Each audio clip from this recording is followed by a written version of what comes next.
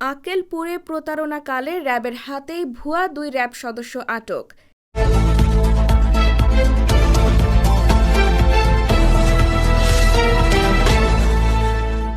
নীরেন দাস, জয়পুরহাট প্রতিনিধি। জয়পুরহাটে র্যাবের পরিচয় দিয়ে প্রতারণাকালে প্রতারক চক্রের মূল হোতাসহ ২ জনকে আটক করেছে CPC-3 জয়পুরহাট র্যাব ক্যাম্পের সদস্যরা।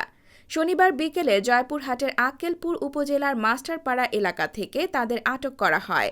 আটককৃত ভুয়া র্যাব সদস্য তারিকুল ইসলাম সোহাগ নাটোরের নলডাঙ্গা উপজেলার বাসুদেবপুর বাজারের জাহাঙ্গীর আলমের ছেলে ও তার সহযোগী নাইম হোসেন জয়পুরহাটের আক্কেলপুর উপজেলার চোকবিলা গ্রামের মনোয়ার হোসেনের ছেলে।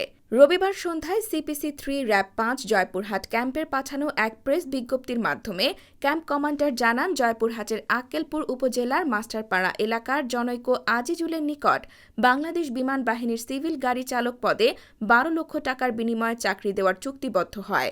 পরে পরীক্ষার প্রশ্নপত্র দেওয়ার নামে অগ্রিম ২৬,০০০ টাকা দাবি করলে আজিজুলের মনে সন্দেহ হয়। ওই সময় এলাকায় র্যাবের একটি টহল গাড়ি দেখে সে বিষয়টি তাদের অবগত করলে তাদের আটক করে র্যাব সদস্যরা।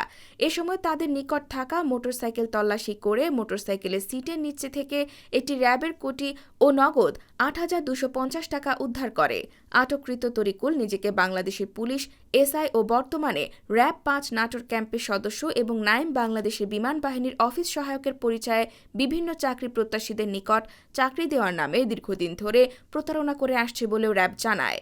নীরেন দাস, জয়পুরহাট।